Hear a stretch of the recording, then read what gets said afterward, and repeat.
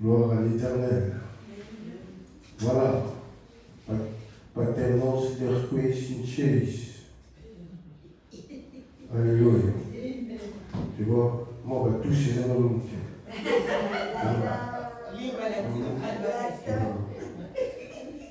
Paternos qui est in celis. Sanctificetur nomen tuum. Adveniat regnum tuum. Fiat voluntas tua.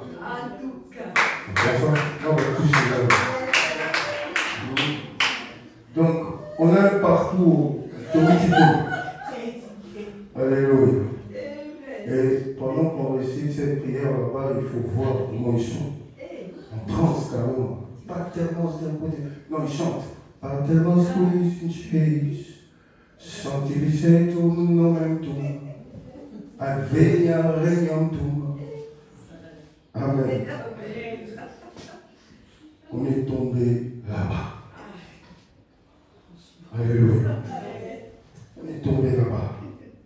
Où on a perdu toute force spirituelle. Où on a perdu toute dignité. L'Église est foulée au pied.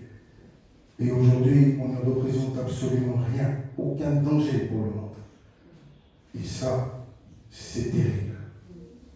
Donc je disais, une période de confusion spirituelle. Une période où la déchéance spirituelle dans l'Église a pris une dimension incroyable. Et l'impact de cette situation, de cette position spirituelle, et nous, on peut le voir, où les gens ont perdu, tu vois, ont vu le véritable christianisme. C'est important. Alléluia. Alors, c'est quoi l'impact de cette situation? Jésus-Christ nous a demandé de christianiser le monde, mais malheureusement, l'Église s'est paganisée. Vous voyez ce qui se passe dans les nations, où ils ont chassé Dieu et ils continuent de le faire en votant des lois incroyables parce qu'ils savent que spirituellement ça aurait un impact. Mais qu'est-ce qui se passe? C'est terrible. On pensait que l'athéisme allait prendre le dessus quand ils ont chassé la foi. Malheureusement, c'est le paganisme qui revient. Les gens sont attirés, non pas par tout ce qui est athée, il n'y a plus de croyants, je crois en rien, non. Les gens sont attirés par le spirituel, attire de plus en plus. Mais ces personnes ne sont pas guidées. Et ils ont besoin de ça, d'aller vers ces choses-là. Malheureusement, l'Église n'est plus capable d'offrir ces choses-là à toutes ces personnes. Parce qu'on a perdu notre force. On ne sait plus où on va. Alors, regardez ce qui se passe. La mission de l'Église, c'est très important. L'Église installée sur la terre, Apocalypse 2, Apocalypse 3, on nous parle des 7 églises. Mais remarquez que même dans ces 7 églises, il y avait des problèmes énormes là-dedans. La première église, l'église d'Éphèse, Dieu reproche, tu as perdu ton premier amour. Deuxième église, l'église de Smyrne. Troisième église, quatrième église, on parle de Pergame, de Thyatire, l'église idolâtrie, l'église de mélange installée dans le monde, jusqu'à la 7e église, où on nous parle carrément de la tiédeur spirituelle. Ni chaud, ni loin. Alors, cette situation est une situation insupportable. Alors, l'Éternel, comme on nous a dit tout à l'heure, comme je vous ai dit pendant ces 2 derniers mois, nous invite à changer un peu de dimension, à monter d'un cran. C'est important. C'est très important. Apocalypse, chapitre 4.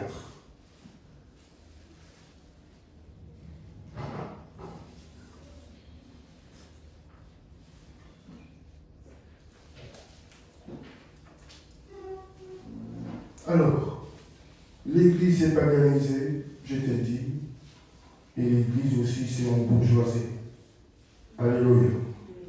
c'est très important, versé dans quelque chose de terrible, c'est-à-dire les traditions.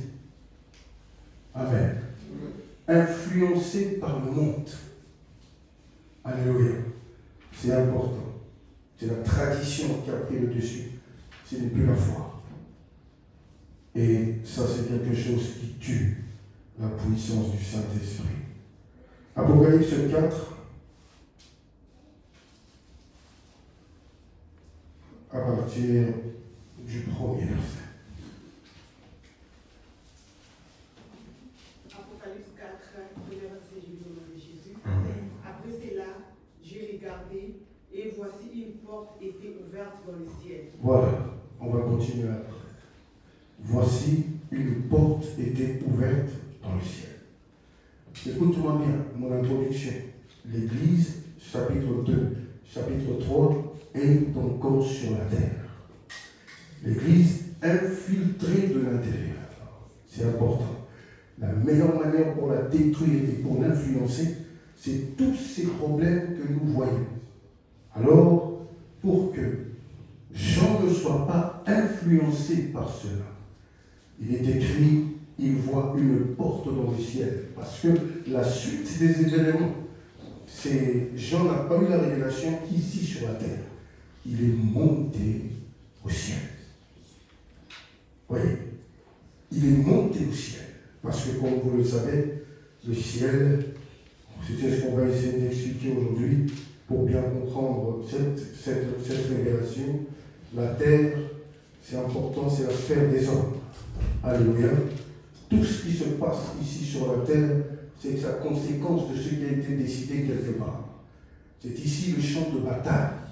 C'est la terre. Alors, lorsque spirituellement vous êtes faible, vous vous exposez à quoi? À une chose, un homme normal, un homme qui vit selon la chair, ne peut pas résister à un esprit. Raison pour laquelle l'apôtre Paul nous parle des esprits séducteurs qui travaillent. Et toutes ces personnes qui sont encore sur la terre et qui n'ont pas compris leur position, qui n'ont pas compris ce que Dieu attend réellement d'eux, ce sont des personnes ce sont des proies faciles pour l'ennemi. On le verra plus tard. L'ennemi précipité sur la terre. Malheur à la terre, malheur à la mer. L'ennemi a une colère exceptionnelle. Et le plus important pour lui, c'est de prendre le plus de personnes possible vivant sur la terre. Réjouissez-vous, cieux, il est écrit. Parce que Satan n'avait plus d'impact, ni ne pouvait plus influencer tout ce qui se passe dans le ciel. Mais il s'est concentré sur la terre et la mer. Oui. Alors Moïse aussi a eu la même invitation. Monte avec 2 tables de pierre et viens et j'écrirai sur ces tables. Et après tu descends sur la terre, tu descends voilà, pour révéler ces choses à mon peuple. Mais il est écrit dans la parole de Dieu pendant que Moïse travaillait. Il reçoit un message important du Seigneur. Concentre-toi et fais exactement ce que tu as vu sur la montagne. Parce que Moïse avait reçu la révélation du tabernacle céleste. Et lorsqu'il a vu le tabernacle céleste, le ciel s'ouvrir, et ces choses-là, ça n'était plus, vous voyez, énigmatique pour lui. Il reçoit la révélation pour reproduire le même modèle sur la terre. Amen. Amen. Alléluia. Alors, c'est très important de comprendre ces choses. Continuez la lecture. La première fois que j'avais entendu, comme le son d'une trompette, et qui m'est parlé, monte ici, et je te ferai voir ce qui doit arriver dans la suite. Merci, tu peux t'arrêter. On va continuer après. Première invitation que Jean reçoit. C'est la même chose. L'invitation de Noé. Entre dans l'arche. Vous voyez, monte ici. Parce qu'il ne pouvait pas rester sur la terre et recevoir toutes ces révélations. C'est ici que je te montrerai certaines choses. Monte ici. Et qu'est-ce qu'il ouvre? Il ouvre le ciel et une porte ouverte. Et dès que Jean se retrouve là-dedans, c'était un choc pour lui. Le ciel, c'est important de savoir que le contraire aussi c'est possible. C'est-à-dire, pendant des siècles, le ciel fut fermé. Des siècles et des siècles, depuis la chute. Vous êtes des lecteurs de la Bible, vous savez ce qui s'est passé. Après la chute, la Bible dit, Dieu a carrément chassé du jardin d'Éden Adam et Ève. Après avoir proclamé la malédiction, désormais la terre est maudite. Et Dieu qui va chasser Adam et Ève est posté des chérubins juste devant l'arbre de vie. Il est écrit pour que personne ne garde le chemin de l'arbre. C'est à partir de là que c'est devenu officiel, où le ciel est fermé. C'est-à-dire qu'il n'y avait plus de contact entre l'homme et Dieu. Dieu est devenu comme un étranger, autrement dit. Tout ce qui se passe, il n'y avait plus de certitude. Ça arrive dans la vie de beaucoup de personnes. On s'imagine des choses. Ce sont les fruits de mes pensées. Mais ça n'a rien à voir avec une révélation. Parce que quand je reçois une révélation, ce sont des choses claires. Je vois des choses clairement. Mais quand ce sont les fruits de mon imagination, j'imagine que le ciel c'est comme ça, que sûrement les 24 vieillards, les 4 êtres vivants ressemblent à ceci, ressemblent à cela. Ou comme par exemple, Dieu ressemble par exemple à un barbu, où aujourd'hui il y a même des débats. Jésus était noir, Jésus était blanc. Alléluia. Tu suis sur Internet et des choses terribles. Jésus était noir, d'autres non, il était blanc, patati patata. Vous voyez, Dieu est devenu un étranger, bien aimé dans le Seigneur. Tout est devenu énigmatique, ou surtout, je dirais, hypothèse. Il n'y avait pas de certitude. Dieu disparaît complètement, mais de la terre. Alors que, pour que cela soit, je vous ai dit, la malédiction de la terre maudite, il ne faut pas oublier que cette malédiction est toujours d'actualité. Cette malédiction disparaît que quand on accepte Jésus comme Seigneur et Sauveur. Le péché d'Adam existe encore jusqu'aujourd'hui. Voyez. Donc cette malédiction continue quand même de travailler pour ça sur la terre. Voyez. Sur la terre, c'est un champ de bataille incroyable où c'est ici que tout se décide. Regardez ce qui se passe après. Le ciel ferme dans le désert. Dieu a fait comprendre clairement aux enfants d'Israël qu'il n'y avait pas de relation entre eux. Ils vont prendre le tabernacle. Au début, c'était au milieu du peuple. Après, ce n'était pas possible. Le peuple n'était pas encore prêt. Ils vont déplacer le tabernacle hors du camp. Alléluia. C'est très important. C'est pour ça que je vous ai dit, aujourd'hui, l'Église influencée par le monde. Ne pas oublier que l'Église vient du mot grec ecclésia, qui veut dire hors du monde. Hors de. Vous voyez, les portes de séjour des morts ne prendront point contre mon Église. Vous voyez, hors du monde. Mais malheureusement, les traditions et tout ce qui se passe dans le monde influencent fortement l'Église. Aujourd'hui, vous avez vu ce qui se passe. Certains ont carrément mis de l'eau dans le vin. Parce que, ah non, c'est trop radical. Oh non, c'est trop ceci. Peut-être que c'est cela. Ils se sont assis sur une table avec Satan et ils ont signé des accords. C'est comme ça que ça se passe aujourd'hui. Et l'évangile est devenu fade, a perdu sa force et sa puissance. Voyez. Et pour retrouver ces choses, c'était important de comprendre le message que Dieu avait envoyé à ce moment-là en Israël. Le culte existait. Mais quel impact tout ce que ces gens-là faisaient? Il y avait des prêtres, il y avait des sacrificateurs, un seul souverain sacrificateur qui allait une fois par an dans le lieu très saint pour offrir les services de Dieu là-dedans. Mais quel impact tout ça avait sur le peuple?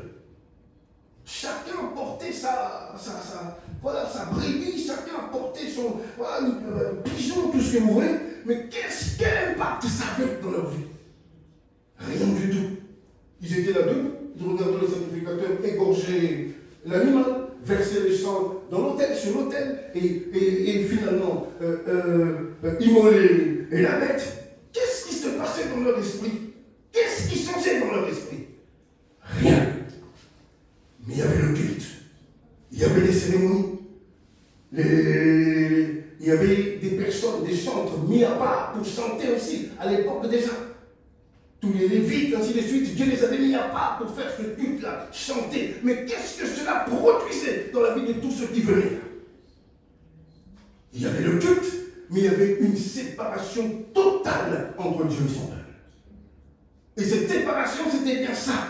C'est le lieu très saint, le lieu saint, et Dieu était dans le lieu très saint et la séparation était totale. C'était toujours cette malédiction qui faisait aujourd'hui, ce moment où le ciel fut complètement et totalement fermé. Alors, la malédiction, quand elle est arrivée, c'est bien ça, bien-aimé dans le Seigneur. Lorsque Élie a fermé le ciel, il est écrit 3 ans et 6 mois. Qu'est-ce qui s'est passé? C'était quoi l'impact de cette situation? Amen. Amen. Est-ce que vous me comprenez? Amen. Je te ramène petit à petit et tu vas comprendre. Jusqu'à ce qu'on comprendra vraiment qu'il y a quelque chose qui ne va pas et qu'il faut changer cela. Le ciel fermé. La Bible déclare pas de pluie, ni rosée, ni rien du tout. Ça a perturbé énormément Israël. La première chose qu'on a constatée après ce que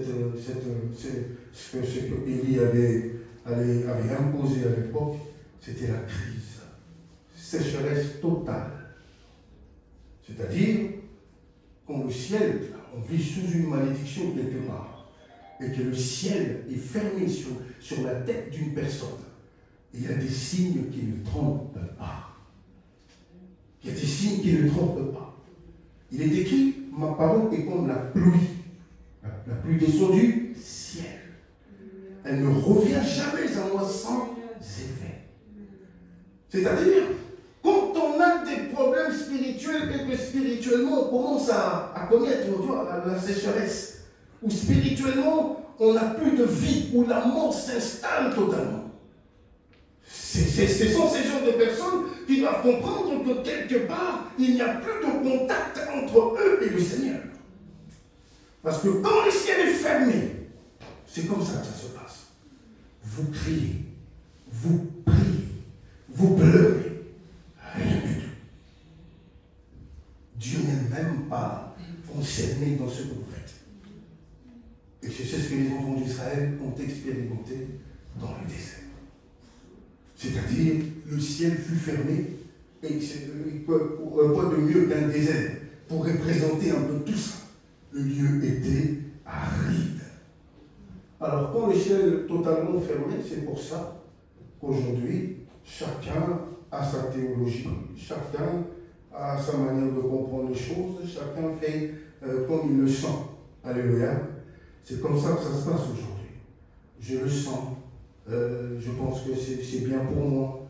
Non, je pense que ça, c'est pas grave. Vous exagérez. Mais c'est quoi la révélation du Seigneur que tu as reçue?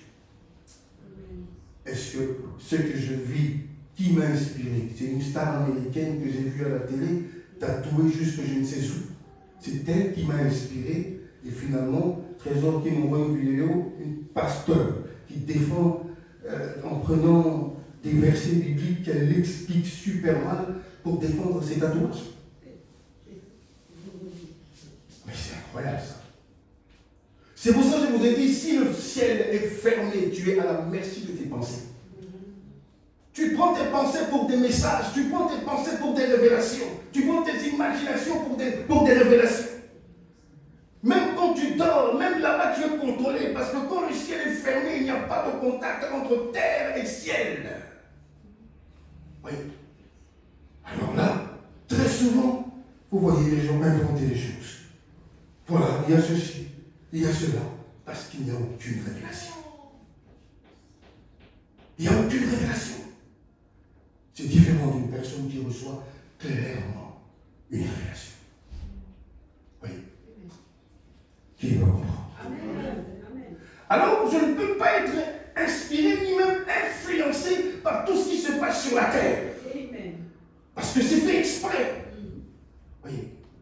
Je vis sur la terre et j'ai besoin constamment de cette révélation pour que je sois guidé, non pas par mes sentiments ou même par la tradition qu'on a imposée ici. Mais Dieu doit intervenir tout le temps dans ma vie pour m'aider à être un bon chrétien. Un bon chrétien, bien aimé dans le Seigneur. Oui. Alors, tout ça, langage imagé. Lorsqu'il parle du ciel. Mon thème aujourd'hui, c'est l'accès au trône. Tu as vu qu'elle n'était pas là. Amen. Amen. L'accès au trône. Amen. C'est ce qu'on va essayer d'expliquer. Et je veux tout simplement rajouter une pierre sur ce que la sœur vous a déjà dit tout à l'heure. Amen. Sur le trône de la grâce. Vous voyez, l'accès au trône. Ce n'est pas tout le monde qui a accès, bien aimé dans le Seigneur. C'est pour ça que c'était une invitation personnelle. Viens, monte. Parce que l'église, il y a beaucoup de personnes, l'église était sur la terre, je t'ai dit. Alors, comme certains ont repoussé, c'est incroyable. Tous les problèmes et toutes les maladies qu'il y a dans cette église-là, tu n'as pas d'idée. La première église qui abandonne le premier amour. Et tu vois Jézabel débarquer dans une église, l'esprit de Jézabel. Et tu vois les soi-disant juifs, alors que c'est une synagogue de Satan, comme dirait le Seigneur. Tellement de réalités dans cette église-là, vous n'avez pas idée. Et finalement, pour finir, qui m'est écrit, tu es ni chaud ni bouillant, je te vomirai. Et Jésus se tourne vers nous. Voici, je me tiens à la porte et je frappe. Ce n'est plus une question de groupe maintenant, mais non, c'est l'individu que Jésus appelle. Amen. Il reçoit l'invitation seul. Viens et monte. Dieu l'attire seul. Moïse, viens et monte. J'ai des choses à te dire. J'ai des choses à te révéler. Amen. Et Moïse monte avec les deux pierres. Il a eu le privilège de voir l'écriture de Dieu. Amen. Dieu écrit dessus, écrite du doigt de Dieu. Et c'est le même doigt qui continue d'écrire jusqu'aujourd'hui. Amen. C'est le même doigt. Voyez, malheureusement, Israël n'a pas vu ça, car Moïse a brisé les pierres. Mais il a vu le doigt de Dieu, l'écriture du Tout-Puissant. C'est incroyable. Voyez, il monte au ciel. Il est écrit finalement, le Saint-Esprit intervient. Tu as vu le rôle du Saint-Esprit dans sa vie en esprit? Il se retrouve là-bas. Qu'est-ce qu'il voit? Il va expliquer des choses incroyables que lui-même, depuis qu'il était avec Jésus sur la terre, il a vu Jésus ressusciter les morts, il a vu Jésus faire des grandes choses, il a déjà reconnu sa divinité, mais ce jour-là, c'était différent, c'est qu'il avait vu. Il est allé dans un monde incroyable. Une révélation terrible. C'était plus des hypothèses, tout ça pour lui. Parce qu'il expliquait des choses qu'il avait vues. Vous voyez, il monte au ciel. Le ciel, c'est important. D'abord le trône. On y va. C'est pour nous ramener à comprendre le respect. Parce que ce sont des choses comme ça qu'on a perdu. La piété. On n'a plus aucun respect pour les affaires du royaume. C'est-à-dire, honorer Dieu, c'est important. L'image du trône évoque le pouvoir et l'autorité de Dieu. Le trône qu'il a vu. Il explique même la personne qui était assise sur ce trône. Le pouvoir et l'autorité de Dieu. C'est ça le trône, premièrement. Vous voyez, avant de parler de la grâce. Mais d'abord le trône, c'est l'autorité, le pouvoir et l'autorité. C'est comme le roi des Belges, c'est comme, voilà, quelqu'un qui règne. Et quand vous regardez comment c'est organisé autour de Dieu, ce matin, ceux qui ont prié avec moi, j'ai eu une vision qui m'a perturbé. Parce que je me suis senti tellement petit. J'ai dit, mais Seigneur, c'est pas possible. J'ai regardé les imperfections qu'il y a sur la terre. Quand on se met ici pour chanter, j'ai dit, mais Seigneur, c'est pas possible. Tu n'as vraiment pas besoin de ça. Mais comment ça se fait que tu acceptes quand même cette adoration-là? Parce que quand tu vois ce qu'il y a autour de lui, comment Dieu a organisé les choses autour de lui, c'est incroyable. Il est écrit qu'il n'est pas un Dieu de désordre, lui-même ne peut pas cautionner ça autour de lui. Il a organisé les choses et c'est là que tu vois la perfection même de Dieu. Comme c'est un Dieu parfait, même les 24, même les 4 êtres vivants et tous ces anges que tu vois devant Dieu, ils ne sont pas parfaits devant Dieu. Dieu remarque même des défauts en eux. Parce que lorsque Jean a tenté de se prosterner devant l'ange Gabriel pour l'adorer, il lui dit, ne m'adore pas. Je suis ton compagnon de service. Parce qu'il sait qu'au-delà de lui, il y a un Dieu. S'ils étaient tous saints, eh bien, on allait tous adorer comme c'est le cas de l'autre côté, ça, ceci, ça, cela, ayez pitié de nous, ainsi de suite. Mais là, c'est différent. Et quand tu entends ces voix angéliques adorer le Seigneur, quand tu entends ces voix, tu vois, tellement harmonisé tout ce qu'il y a de plus beau, c'est incroyable. Même la mélodie de notre frère Trésor qui nous emporte ici, c'est petit par rapport à ce que tu vois dans le sanctuaire béni. Ils sont 24 heures sur 24 en train de l'adorer. Et ce n'est pas une loi qui le dit quelque part que adorer pendant au siècle des siècles. Ils sont eux-mêmes attirés par ça parce que l'éclat te projette la présence de Dieu. C'est ce qui fait que ces gens-là sont dépassés lorsqu'ils sont devant sa présence. Souviens-toi des séraphins quand je vous ai renseigné sur ces créatures remplies de feu. Dieu n'a jamais dit à ces gens-là, eh bien, cachez-vous, et ainsi de suite.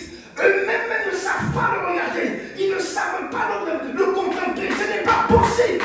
Alors que ce sont des créatures, je vous ai dit, dans la hiérarchie. Ils sont là devant les séraphins. Autrement dit, les êtres brûlants, de feu, de puissance. Et ils sont là dans la hiérarchie, là devant le trône de Dieu. Et Esaïe va voir ça. Et quand Esaïe voit cette vision, c'était quoi sa réaction? Oh là là, je suis perdu, j'ai vu le roi. Ça ne peut pas te laisser indifférent quand tu vois réellement Dieu entouré de tous ses serviteurs, de toutes ces créatures. Ce n'est pas possible.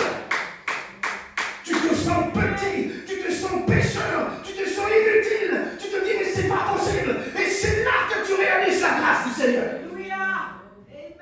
Tu dis mais comment ça se fait que tu as tout ça, mais tu acceptes comment c'est une modeste adoration qu'on vit ici sur la terre? Est-ce qu'on peut acclamer pour la bonté de Dieu?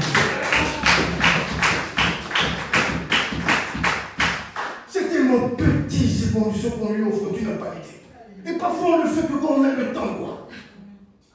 Parfois on est capricieux, parfois on a sommeil, parfois on se dit mais c'est pas possible, je suis fatigué, j'arrive pas. Mais malgré cela, la grâce du Seigneur est sur toi. Aïe, aïe, aïe, aïe, aïe. C'est pas possible. Il a organisé le sanctuaire autour de lui. Voyez, c'est incroyable, bien-aimé dans le Seigneur.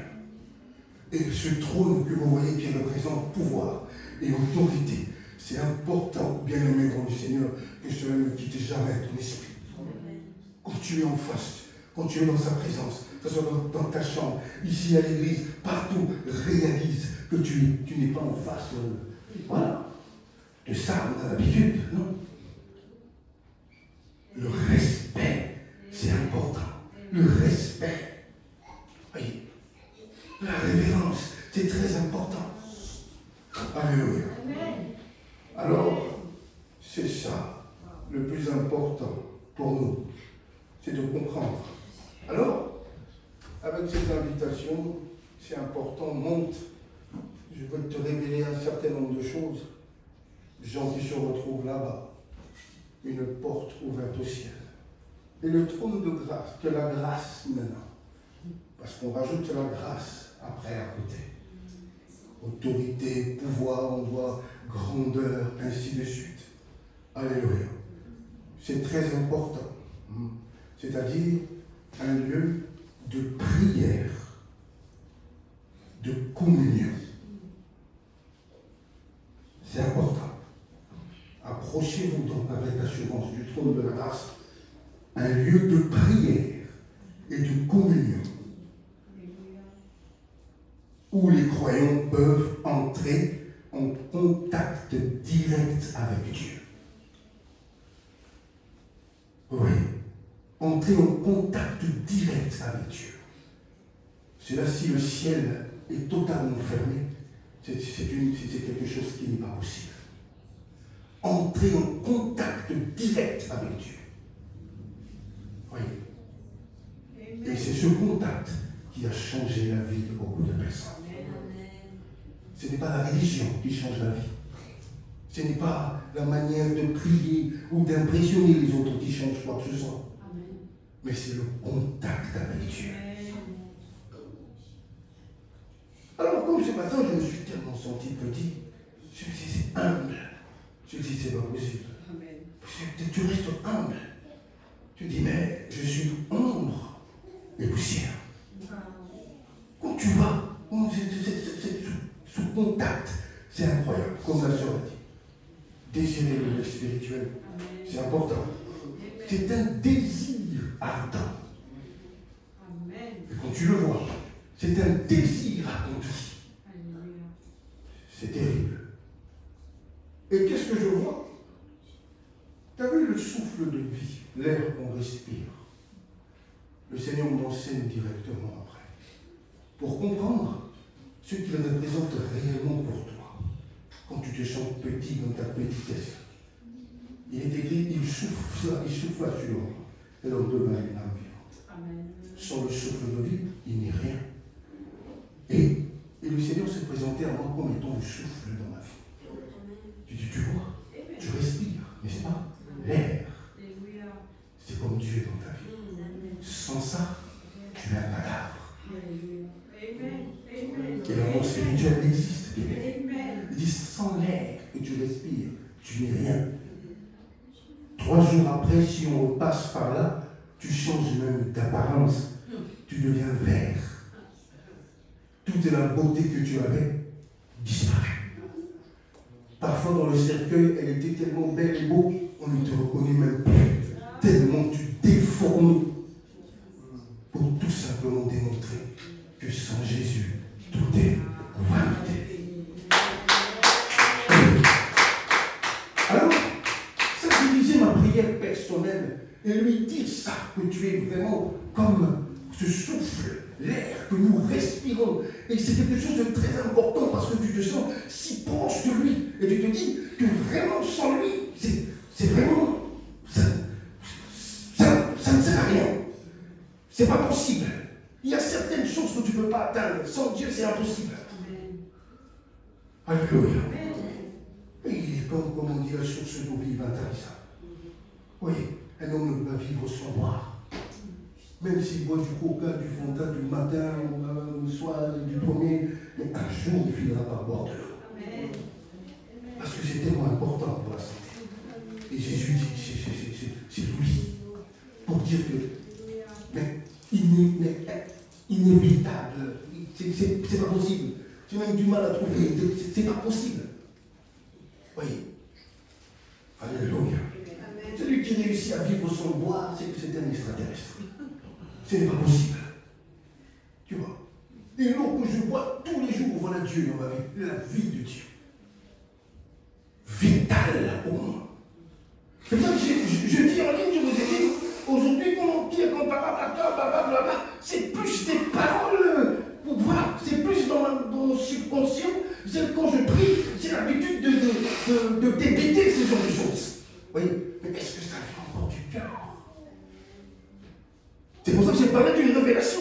Quand tu pries avec cette révélation personnelle, tu vous ai parlé de l'air, ça me concerne moi. Et quand je prie, et quand je chante, et quand j'adore, je réalise ce que Dieu m'a dit dans cette révélation que j'ai reçue. Ce n'est pas quelque chose qui vient dans mes pensées pour perturber quoi que ce soit, ou une imagination dans ma vie. Voyez. Et après, il dit, je suis le pain. Tu ne peux pas vivre sans manger. Qui me comprend? Amen. Tu es passé par là, tu comprends que tout est vanité. Amen. L'importance de toutes ces choses-là, Jésus s'est, voilà, il s'est représenté, il a dit, voilà, je suis le pain de vie, c'est moi, le fleuve d'eau vive intarissable. C'est important. Le souffle qu'il a mis en nous, en réalité dans l'homme, alléluia, c'est l'esprit, c'est le souffle du Tout-Puissant. Alléluia. C'est important. On a eu des problèmes, mais ce n'est pas les biens que tu as, c'est pas possible. Un garçon pensait, exemple bête, mais écoute-moi en profondeur. Tu as vu, il n'avait rien, il avait des problèmes avec sa fiancée. Alors qu'est-ce qui se passe? Il se dit, bon ben, je vais peut-être l'impressionner avec mon argent. Zéro, parce qu'il en avait tout. Un jour, il achète une belle voiture. Là, il se dit, ah, cette fois-ci, cette petite va tomber dans une Jeep, ainsi de suite. Et il va, il klaxonne. Il s'attendait à avoir une réaction. Waouh, c'est ta voiture. Ah. Mais alors, la froideur, voilà. Donc, c'est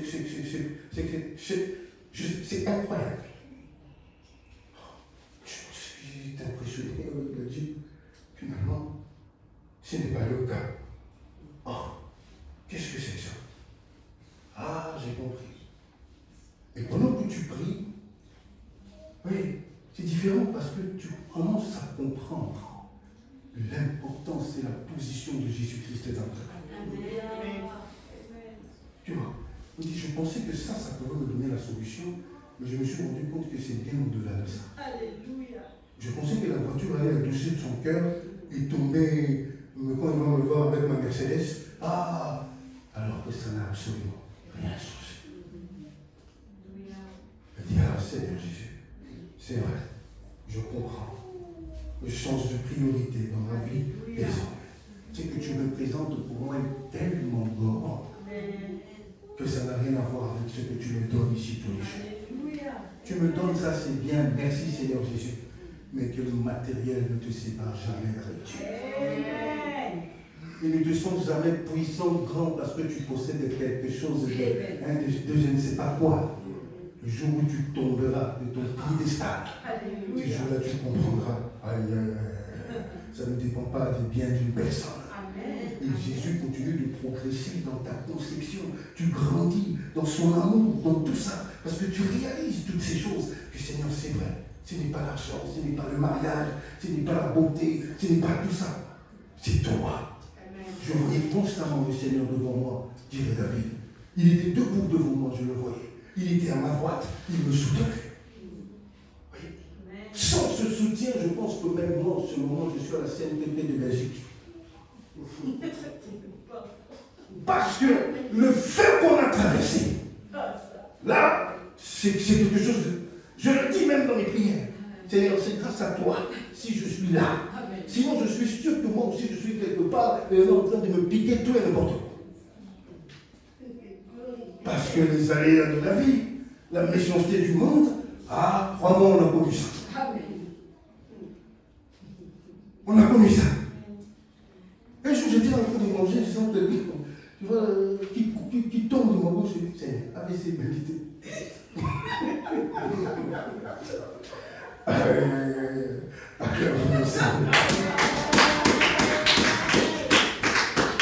Tellement tu es harcelé, tellement tu es poursuivi de partout. Ils veulent tout simplement, mais alors ta mort. Tu te dis à un moment, Seigneur, c'est quoi ça? Quand la main commence à faire ça, et qui? Ah là là là là là là. Tu réalises que quand le Seigneur est avec toi, tu n'as peur de... Ils peuvent verser ce qu'ils veulent, c'est pas possible de briser ces choses-là en nous désormais. Alléluia. Pour ceux qui vivent, il y a encore de l'espoir, de l'espérance. Pour les morts, pas du tout, ils sont partis. Tant que Dieu permet que je respire là, ça c'est quelque chose de très important. C'est un avantage qu'il ne faut pas mépriser. Parce que Dieu seul sait pourquoi il nous garde sous le soleil. Oui. Alors pour me prendre cet espoir, cette espérance, ça devient très compliqué. Parce que j'ai basé ma foi désormais, non pas sur ce que Dieu me donne, mais sur lui-même. Alléluia. Et tout ce qu'il me donne, je peux savourer ça avec tellement. Pourquoi? Parce que Jésus est là. Si tu gagnais 100 millions au loto aujourd'hui, et qu'on te dit, bon voilà le ticket loto, c'est Jésus ou 100 millions, tu vas choisir quoi? Tu dis Jésus ici parce que il est à l'église. Mais si Dieu te met réellement, on n'est pas là. Alléluia. Amen. Alléluia. Tu te souviens lorsqu'on a dit jeudi l'histoire de Jephthé? Dans sa joie, ah Seigneur, je te donne la victoire. C'est la première personne qui sera devant moi. C'est ça qui fait. Ah, tu veux jouer à ça avec moi? C'est bon. Et il revient victorieux. Oh, c'est sa fille. Vous avez. Oui. On parle parce qu'on est à l'église. Mais si on te posait cette grille de 100 millions d'euros, là tout de suite, tu dis, ah, jet privé, je barabine quand je veux. Je dépose, je suis au Canada. 3 jours après, je reviens à Bruxelles. Le lendemain, au Brésil. Amen. C'est incroyable. Crois-moi, si tu as déjà connu Jésus, le Jésus dont je te prêche ici, qui représente une personne, mais au-delà de tout dans ta vie. Sans lui, tu ne pourras jamais juger avec. Ça n'apportera absolument rien, ces 100 millions dans ta vie. Mais lorsque vous avez le Seigneur, qui est une joie incroyable tous les jours, espoir, espérance dans ta vie, quand tu reçois une telle somme dans le Seigneur, c'est ce que moi j'appelle être heureux dans la vie. Mais quand je reçois quelque chose, alors que Dieu n'est pas là, non, tu ne peux pas être heureux. Sans la présence du Seigneur, c'est impossible. Ça, tu vas peut-être te réjouir pendant quelques jours, comme le début, c'est toujours tout feu, tout flamme. Mais après, tu es rattrapé par des questions qu'on se pose d'habitude, tout ça. Amen. Toi, tu as déjà vu quelqu'un qui te dit je t'aime, et après, tout est fini, mariage, tout ça, après il t'aime plus. C'est pas possible. Alléluia. Après il t'aime plus. Et il se pose des questions. Est-ce que c'était vraiment le moment? Est-ce que Olingi, ni la vie. Vous voyez? Alors, le Seigneur, c'est important pour toi. Partout où Dieu va t'emmener un jour, quand tu deviendras grand, où Dieu va t'utiliser, je ne sais où, ne l'oublie jamais. Que Satan ne vienne pas perturber ta vie avec le matériel, avec ces choses-là, ainsi de suite, pour t'attirer encore vers l'avant. Le Seigneur reste intouchable dans ta vie. Sa place imperturbable. C'est comme ça. Alléluia. Alors, c'est important, bien aimé dans le Seigneur, de comprendre ça. Donc, quand il parle du ciel, le ciel, c'est-à-dire sphère spirituelle. Alléluia. Le monde de l'esprit, sphère spirituelle, le monde de Dieu. C'est important. Dans Apocalypse chapitre 12, on nous apprend que même Satan, son rêve, c'est de conquérir le ciel. Alléluia. Il se bat pour conquérir le ciel. Mais malheureusement, précipité sur la terre, il est écrit dans la parole de Dieu. Amen. On va le lire, Apocalypse 12, 8. Ça, j'avance et comprendre. Apocalypse 12 à partir du premier verset. Apocalypse 12, premier verset du nom de Jésus. Ah. Un grand signe apparut dans le ciel, une femme enveloppée du soleil, la lune sous ses pieds, et une couronne de 12 étoiles sur sa tête. Elle était enceinte et elle criait, étant en travail et dans le douleur de l'enfantement. Un autre signe parut encore dans le ciel, et voici, c'était un grand dragon rouge, ayant 7 têtes et 10 cornes, et sur ses têtes 7 diadèmes. Sa queue entraînait le tiers des étoiles du ciel et les jetait sur la terre. Le dragon s'était devant la femme qui allait enfanter, afin de dévorer son enfant. Lorsqu'elle aurait enfanté, elle enfanta un fils qui doit perdre toutes les nations avec une verge de fer. Et son enfant fut enlevé vers Dieu et vers son trône.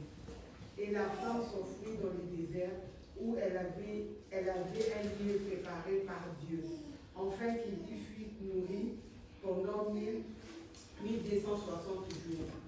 Et il eut guerre dans le ciel. Michel et ses anges combattirent contre les dragons, et les dragons et ses anges combattirent. Mais ils ne furent pas plus forts, et leur place ne fut plus trouvée dans le ciel. Et il fut précipité, le grand dragon, le serpent ancien, appelé le diable et Satan, c'est lui qui séduit toute la terre. Il fut précipité sur la terre, et ses anges furent précipités avec lui.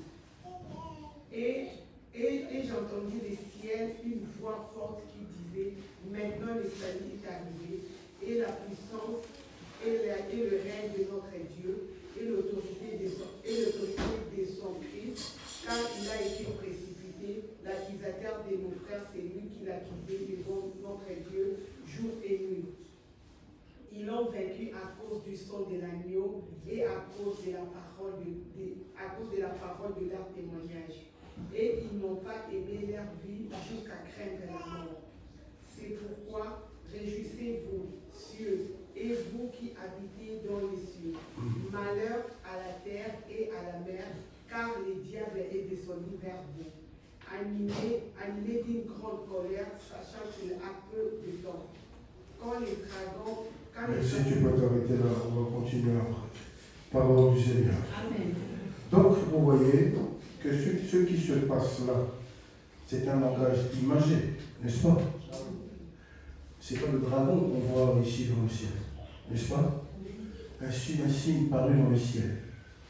Vous voyez, il avait la possibilité de voir ça avec ses yeux spirituels. Un signe paru dans le ciel. Il voit une femme. Vous voyez, écoute-moi très bien, pour que tu comprennes. Et deuxièmement, il voit une réaction. Deuxième signe dans le ciel. Il voit le dragon, c'est-à-dire le diable. Le diable avec tout ce système que nous voyons autour de nous aujourd'hui. Et finalement, il est écrit, le but du dragon, c'était de prendre l'enfant malade. Alléluia. Et la Bible dit, l'enfant fut enlevé au ciel. Et qu'est-ce qui s'est passé? La femme emmenée dans le désert. Tout ça, langage imagé. Langage codé. Et qu'est-ce qu'on dit après? Il va combattre au ciel.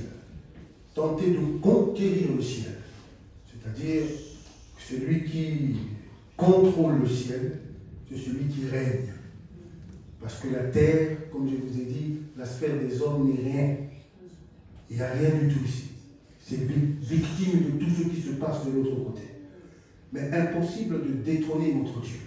Et on dit, il s'est retrouvé sur la terre, précipité sur la terre. Malheur à la terre, malheur à la mer. Mais réjouissez-vous, cieux, les habitants du ciel, parce que Satan n'est plus menace pour eux. Finalement, il n'est plus là-bas. C'est terminé. Il s'est retrouvé précipité sur la terre. Je veux seulement te faire comprendre ce qui se passe. Il était sur la terre. Et on lui dit de monter au ciel pour voir le monde des esprits. Cette spiritualité, c'est important. On verra ça plus loin, comment même les francs-maçons, toutes ces régions occultes, comment ils comprennent aussi cette situation. Tout ce langage imagé qu'on voit, c'est répercuté sur la terre. Tout ce qui s'est passé là, on voit la femme enceinte, le dragon, ainsi de suite. Ce sont des histoires qu'on voit ici sur la terre. N'est-ce pas qu'on a vu le diable s'attaquer à Israël depuis la nuit de temps? Alléluia. Mais le signe, ils ont vu ça d'abord où? Au ciel. Donc c'est quelque chose qui s'est passé spirituellement et on a vu cela se répercuter sur la terre. Le dragon qui est juste en face de la femme, c'est bien ça le diable qui combat Israël même jusque de nos jours. Vous voyez, c'est important. Et quand on dit qu'il est précipité sur la terre, c'est bien ça. Ce sont ces événements que nous voyons aujourd'hui à l'œil nu. Donc c'est pour ça qu'il avait compris que celui qui contrôle la sphère spirituelle contrôle l'univers. Et la terre et les hommes seront toujours, voilà, on sera toujours victime de ce qui se passe de l'autre côté. Et si spirituellement il y a des soucis, c'est pour ça que ça se répercute toujours sur les hommes, sur la terre. Quand spirituellement je suis en face d'une difficulté énorme, je peux me battre comme je veux avec la chair, ça ne changera rien. Parce que tout ça est spirituel.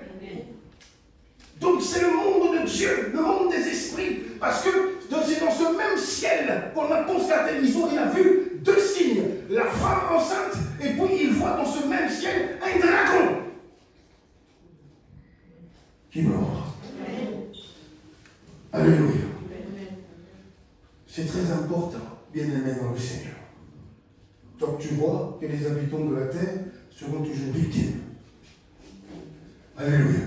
C'est pour ça que ton identité, ce n'est pas la chair, mais c'est l'esprit. Alléluia. Amen. Non, tu n'as pas compris. Amen. Parce que la chair sera toujours faible. Tu combattras toujours avec la chair, tu ne réussiras jamais à vaincre. Vous voyez? C'est pour ça que la délivrance n'est pas charnelle. Amen. On chasse les démons qui sont spirituels. Amen. On chasse les sorciers, ils sont spirituels. Amen. Et celui qui n'a pas compris ça, c'est ça. C'est ça le problème de notre temps. Ils peuvent prendre l'apparence d'une personne que tu aimes, qui est proche de toi, tout ce que tu veux. Mais c'est bien sûr, le problème, ce n'est pas la personne, mais c'est ce qui se cache derrière. Amen. Amen. Oui. Alors, ça c'est le ciel. Souviens-toi, je reviendrai là-dessus pour vous. Je t'ai donné les clés. Tout ce que tu lieras sur la terre sera lié au ciel. Vice versa. La clé, le pouvoir et l'autorité. Parce qu'il parle de ce monde-là spirituel. Amen. Amen. Et qu'est-ce qu'il voit? Il voit une porte. Amen. C'est ce qui nous intéresse vraiment et qui doit nous emmener vers la prière. Il voit une porte et il avait accès.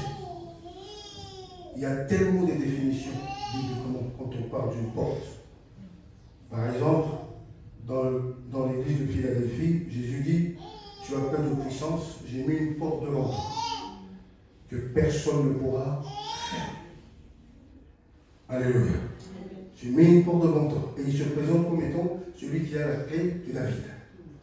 Quand il ferme, personne ne l'ouvrira. Quand tu l'ouvres, personne ne le fermera. Voyez. Donc une porte spirituellement, ça représente énormément pour nous. Une porte fermée, on nous parle d'une porte d'acier, une porte de fer, qui ne s'ouvre pas facilement. Israël a connu cette porte 400 ans en Égypte. Toutes ces personnes qui vivent sous les emprises des démons, ils connaissent qu'est-ce que ça veut dire, une porte d'acier qui ne s'ouvre pas. Oui. Et ils ont besoin de cette clé qui représente un pouvoir pour ouvrir toutes ces portes. Mais vu que le ciel était fermé pendant des siècles et qu'après la mort de Jésus-Christ, qu'est-ce qu'on a constaté sur la croix? Que le voile s'est déchiré en deux.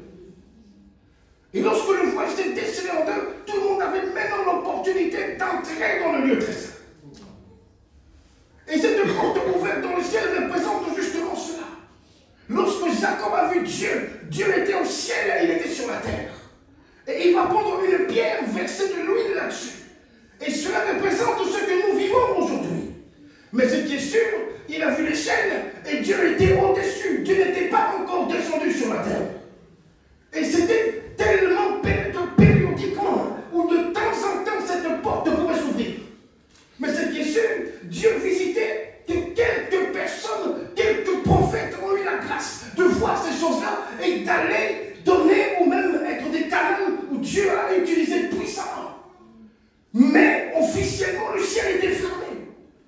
Mais ce qui s'est passé, c'est que le Christ, quand il est venu sur la terre, il va dire la même chose. Désormais, vous verrez le ciel ouvert. Les anges de Dieu descendent et monter au-dessus du Fils de l'homme. Alors, Dieu a quitté la sphère spirituelle. Il s'appellera Emmanuel. Il habitait parmi nous. Et lorsqu'il est monté sur la croix, c'était pour que le contraire soit aussi possible. C'est-à-dire, l'homme quitte la terre et va dans le monde de Dieu.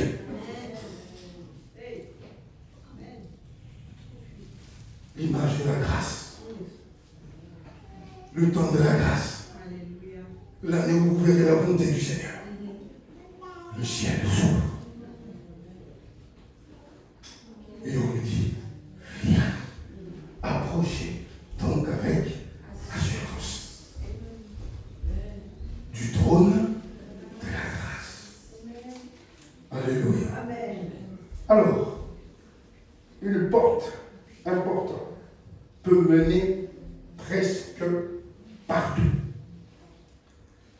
Quand on a parlé de changer de dimension, quand tu vas même chez les francs-maçons, la première fois, donc c'est un profane, le jour où il va se retrouver confirmé franc-maçon, vous voyez, il y a une cérémonie qu'on fait. Même dans les cathédrales catholiques, c'est ce que vous voyez à l'entrée. Le dessin que vous voyez là symbolise justement ça. Lorsque vous entrez dans la maison de Dieu. Voyez, lorsque vous pénétrez dans le temps, c'est-à-dire vous quittez une dimension et vous vous retrouvez dans une autre dimension. Voyez, vous quittez la terre terrestre, où il y avait que vous entrez dans une sphère spirituelle. Alors même ces gens-là, c'est ce qui se passe lorsqu'ils veulent changer de degré. Ils utilisent cette symbolique-là, c'est-à-dire la porte. C'est pour ça que la porte revient très souvent dans la parole de Dieu. Il y a tellement de définitions et on va se concentrer que sur cette définition-là. Pour comprendre lorsqu'on dit que Dieu veut qu'on change de dimension. Parce que lorsque Jean est entré dans cette sphère-là, quand il accepte l'invitation du Seigneur, ce qu'il voit et ce qu'il va révéler est tellement incroyable. Alors qu'il a toujours prié dans sa vie. Alléluia. C'est très, très important. Qui me comprend? Une porte, le but, c'est de t'emmener dans un autre monde. Ce que j'aurais expérimenté. Dans un autre monde. Il devait absolument bouger.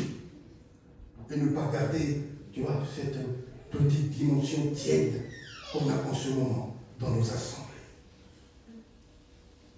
Alléluia. Un lieu de passage. Regardez ce qui s'est passé avec Pierre, Acte chapitre 12. Enchaîné, gardé, un ange descend et il passe les portes jusqu'à la grande porte dehors. Alors c'est très important de comprendre ce qui s'est passé ce jour-là. Voyez. Alors, il se retrouvait dans un monde qu'il ne connaissait absolument pas. C'était pour la première fois qu'il pouvait pénétrer dans la sphère. Tu vois, c'est dans le monde de Dieu. Alléluia. Qu'est-ce que Jacob dit? Après la visitation du Seigneur, c'est ici la porte du ciel. Et il va dire, c'est Bethel, la maison de Dieu. Alléluia. Et c'est dans cet endroit-là, quand il va dormir, il va mettre sa tête sur une pierre, c'est là qu'il reçoit cette vision. Voyez, il reçoit une vision claire où il voyait Dieu. Il devait s'appuyer sur quelque chose, exactement comme un sorcier quand il fait sa sorcellerie. Alors Jésus-Christ dit dans Jean chapitre 10, Je suis la porte des brebis. En ce qui concerne la bergerie, avant de pénétrer et de voir un certain nombre de choses, il dit, moi je suis la porte des brebis. Mais les pharisiens et tout ce monde, ce sont des voleurs. Si vous les suivez, ce n'est pas le bon chemin. Parce qu'il dit, moi, je suis le chemin, la vérité et la vie. C'est-à-dire le seul intermédiaire entre Dieu et les hommes. Qui nous rend. Alors quand cette porte s'ouvre, tu vois que, viens, tu peux le faire. Et c'est de là que Jean va voir des choses exceptionnelles. Amen. Alors dans Apocalypse chapitre 11, lorsque le 7e archange a sonné la trompette, il a vu quelque chose. Le tabernacle s'ouvrit au ciel. La maison de Dieu.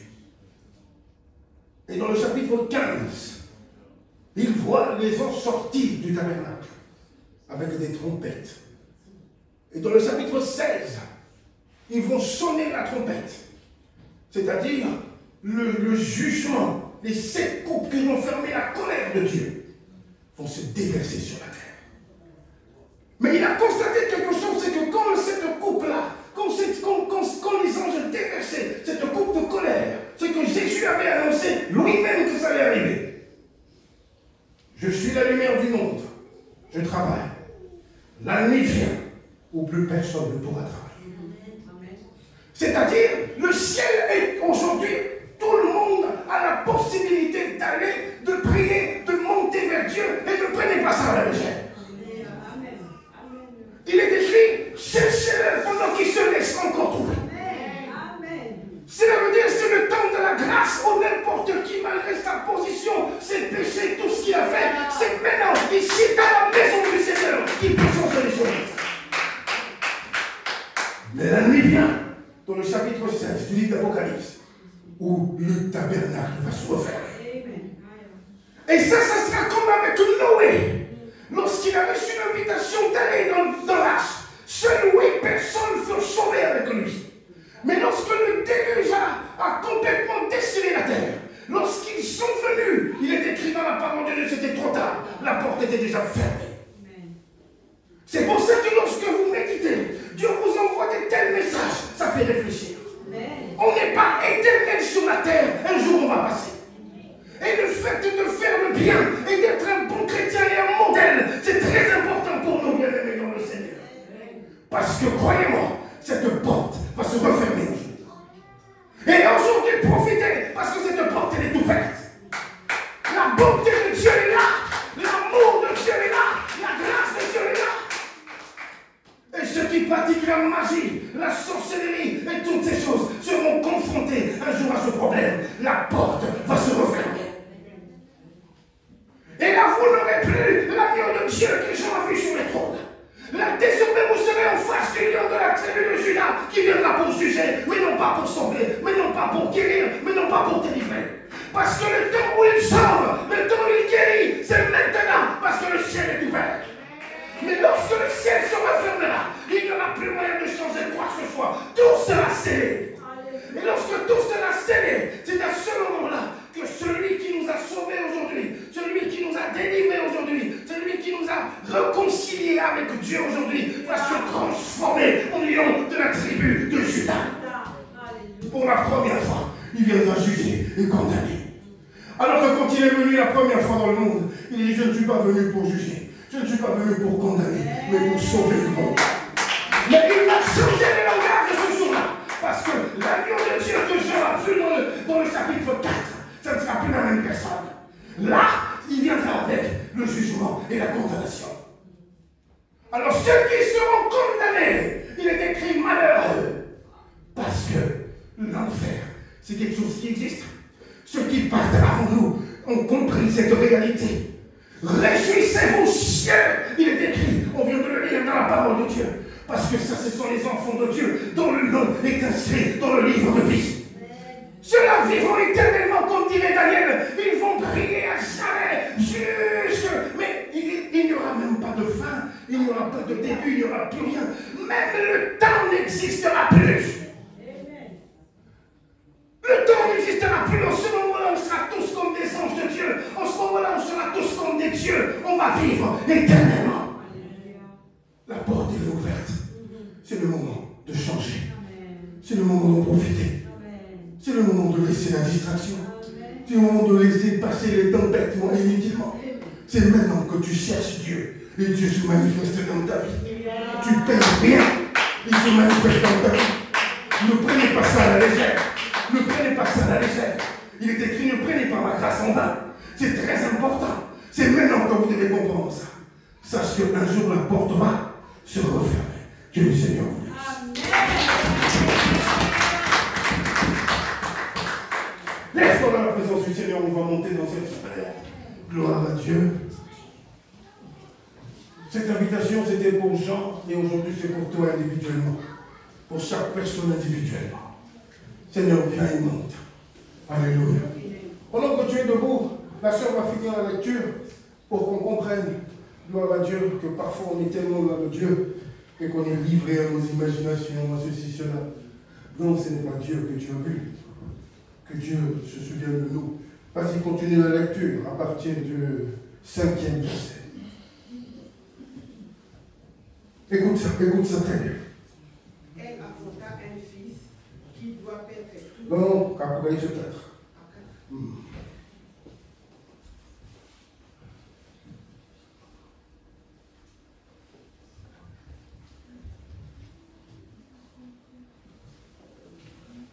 Du trône sortent des éclairs, de voix et des tonnerres. Devant le trône brillent sept lampes ardentes, qui sont les 7 esprits de Dieu. Il est encore devant le trône comme une mer des vers, semblable à du cristal. Au milieu du trône et autour du trône, il y a 4 êtres vivants remplis de yeux devant et derrière. Les premiers êtres vivants est semblable à un lion. Le second être vivant est semblable à un veau. Le troisième être vivant à la face d'un homme. Et le 4e être vivant est semblable à un aigle qui vole.